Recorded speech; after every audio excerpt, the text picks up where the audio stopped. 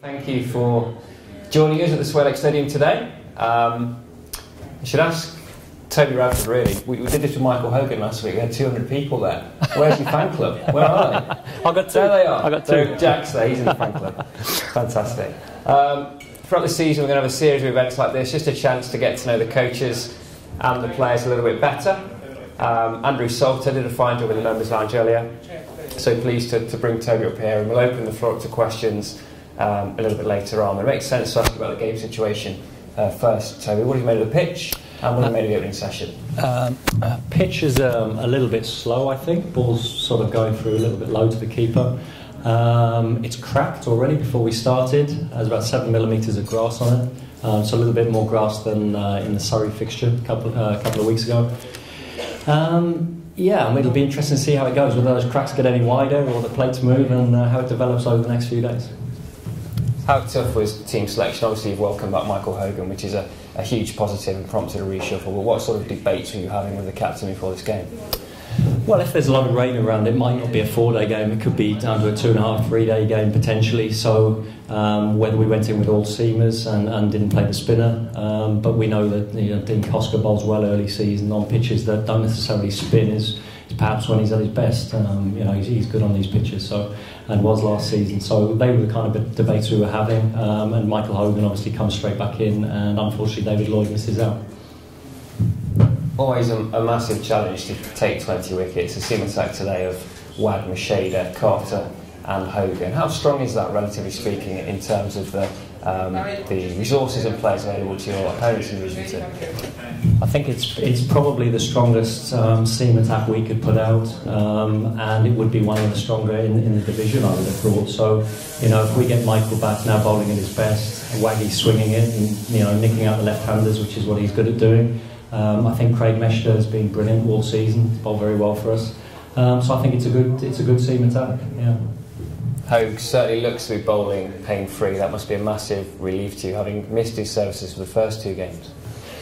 Yeah, absolutely. I remember the news coming through at pre-season that he'd had this injury and that potentially it could be a long-term one. It was obviously disappointing to everyone here, but from the minute he's landed, he's worked incredibly hard on his fitness to get back. He's netted well with us, and he's really raring to go here. So I'm sure it'll take a few overs just to get his rhythm back, and once it's there, all being well, he can be the Hogues of the last 2 years.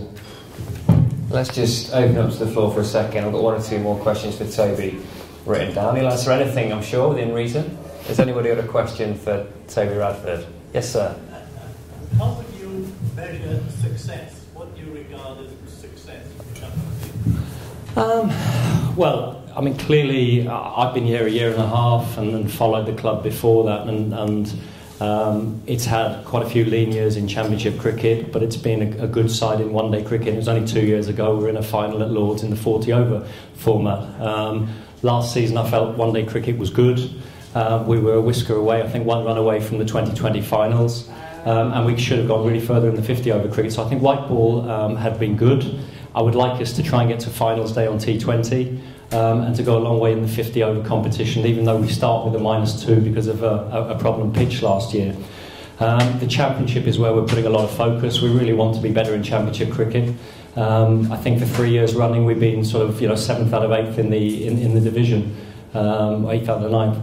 And just have I think we've won 3, lost 6 on all 3 seasons. So to me, I'd love promotion. We push for promotion and we start for promotion. But if we were here at the end of the season and we were somewhere in the top 4, I'd say that's a massive improvement in terms of where we're going, because we're part of a longer-term plan of developing our players and being very competitive, and not just wanting to get up into the first division, but making sure when we do get there that we're capable of really competing there and staying there.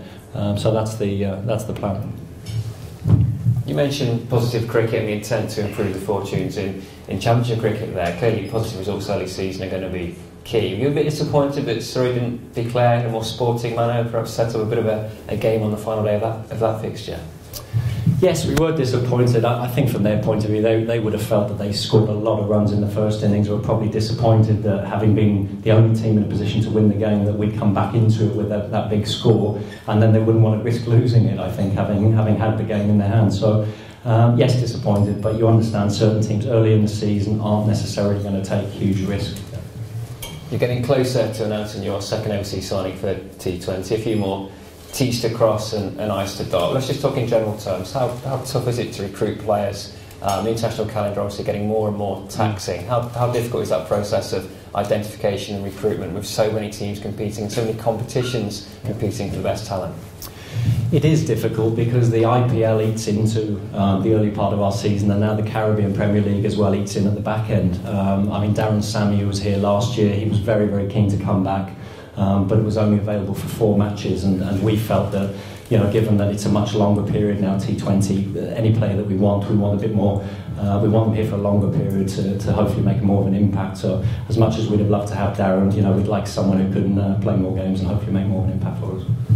How important can the loan market be for Championship cricket? You're benefiting from the services of Craig Macheda and Andy Carter. Some really good players playing second 11 cricket, a few squads, a few teams perhaps, holding on to quite big squads, maybe 20, 25 players at some of the larger counties. Is there talent out there that you feel you can recruit on a short-term basis, and how do you use that system to yours and Glamorgan's advantage? Yeah, it's proved really useful. It did last year. We brought a young lad, Tom Helm, down from Middlesex early in the season when we had a problem with the seam bowling. Highly rated youngster, and I think who got better and better. He benefited clearly from the experience of bowling in first division, in first class cricket, and went back to Middlesex and is now, you know, it's gone higher up their pecking order.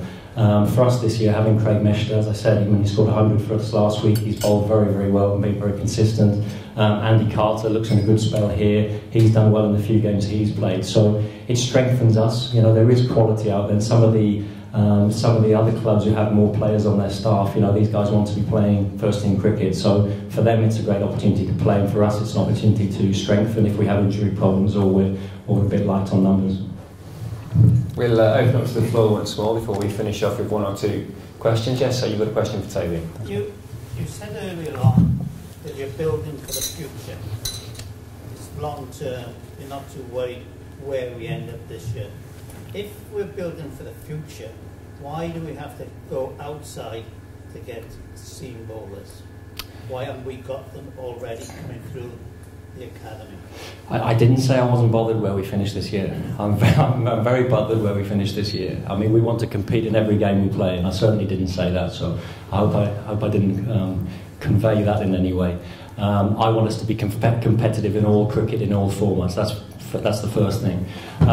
In terms of young seam bowlers here, we have Dowie Penryn-Jones, we have Will Owen, we have Jack Murphy, who's a very good young bowler, who's on the Cardiff MCCU. Some of our younger bowlers are with the universities at the moment, so they're not actually available to play. They're playing first-class matches against other counties for the university side, but they will be available as the season comes on. Some of our stronger seam bowlers are under 16s, under 17s, and they're in a batch that clearly they're not ready yet for first team cricket, and it might be, you know, 3 or 4 years' time before they are ready. And what you don't want to do is put them in before they are ready and then suddenly potentially damage them. So it's finding the right time when you play the young player. At the moment, as I say, we've got to be competitive against every team we play in, and where there are opportunities, we play them. David Lloyd has played in the first 2 matches. David Lloyd bowled very well for us last year. Hasn't really hit his straps yet in the first 2 games of the season, but it's a long summer, and I'm confident that someone like David Lloyd will come good. So, you know, there's every faith in these bowlers, but like any team, you have to pick on form and the way people are playing at any particular time. Any more questions from the floor? Let's just ask about squad management, Toby. You mentioned some of the challenges there, but real small squad here, I think it's fair to say, relative terms to the playing assets that some of the directors of cricket and head coaches have at their disposal. What are the challenges of managing a small squad and ensuring that you put the right side out for the right fixture? The biggest challenge is with the bowling is trying to keep all the bowlers fit. I think in the perfect world you'd have a few extra bowlers that you can then rotate them for different competitions. But at the moment we're very much in a situation where, take for example a Graham Wagg, he would play in our 2020 side, he'd play in the 50 over side, he'd play in the 4-day side, and as the season goes on and the fixtures get more congested, it gets tougher on him physically, mentally, and the bigger squads, they're able to rotate those players. So the biggest challenge is keeping them fit, keeping them motivated, and having the balance between practicing but not practicing too much that you risk injuring or overworking those players. So That's my biggest challenge. Whereas, if I was with a squad of 22 players, I could say, look, Waggy, you're having a rest this week, we'll bring you back the following week. We can't do that. So it's that type of challenge, I think, is the main thing. One final question as we prepare for T20 in a couple of weeks' time. How should we fare? We're very close to final say last year, obviously heartbreaking to miss out there, but it's every reason to be optimistic this year. And also your thoughts on the stronger of the groups between the North and the South. I'd like to think we can be just as competitive this year. We've had very little change. Obviously, Jim's gone to Somerset, but we think Colin Ingram coming in, Colin can get his runs. Craig Mesher can get his wickets. So we feel we've got that base covered. The player you haven't mentioned, which will come out shortly, I believe is a very good all-rounder of international quality, who will add to our squad as well. So I think in terms of how competitive we'll be, I think we'll be right up there last year. Obviously in T20 there's an element of luck, we all know that, but there's a lot of planning. When we've had those meetings already in terms of how we want to play it, the strategy we're going to go with, and I think we're very confident. We've been a very good one-day side here for a number of years, and we want to keep that going. Well, Toby, thanks for your time, and thank you for all of our members here in the Sit Lounge for contributing the questions and listening to us for the last 10 minutes. And I'm sure you'll all join me in thanking Toby Radford. Thank you. Thank you.